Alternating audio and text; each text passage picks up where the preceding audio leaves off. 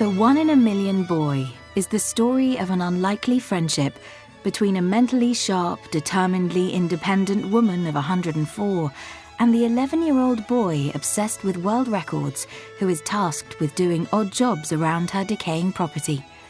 But it's much, much more than that.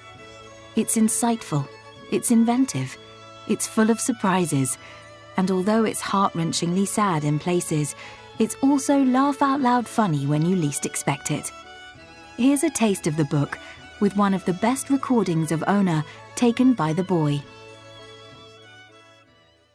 I don't know about shards, because it makes me sound like something broken and unput back togetherable. Memories, then. But they're not, really. They feel like something else.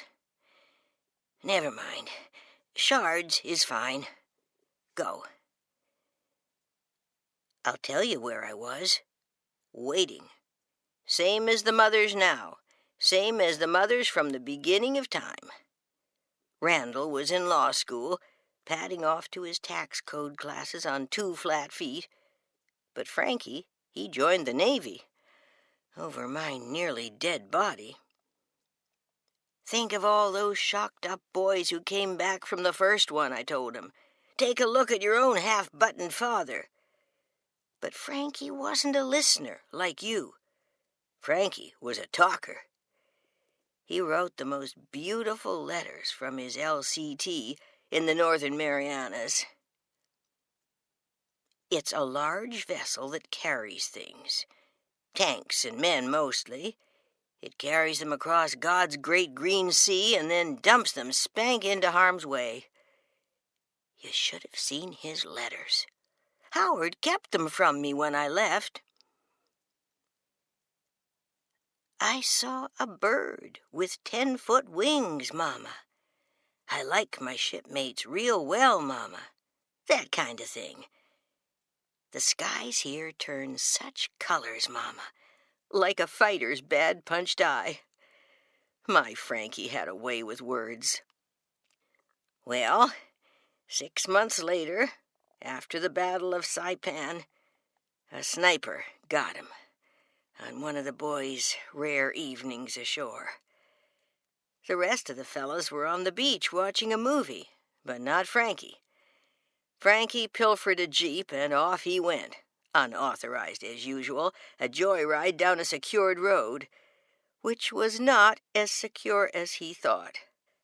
There was liquor involved, no doubt, and a girl. Even out there in the middle of God's empty palm, Frankie would have figured a way to work in a girl.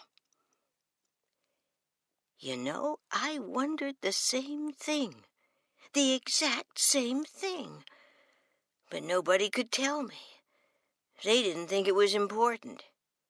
I figured something with Bob Hope in it. Oh, Bob Hope was wonderful, very funny man. So that would be my guess. Bob Hope and Bing Crosby, probably one of those dopey road movies with Dorothy Lamour prancing around in her white sarong. All those well-behaved boys with better mothers doing what they're told, watching pretty Dorothy Lamour. And then there's Frankie in his jeep, speeding past a field of sugarcane. Possibly. I never thought of that. The sky out there is so famously open, but jeeps make such a commotion, and the sound system would have been a little on the mushy side. I don't imagine he could make out actual words, but maybe he fiddled out the funny parts just from the rise and fall, the timing. Bing and Bob were famous for their timing. Me too. I hope the sound carried. I hope he died laughing.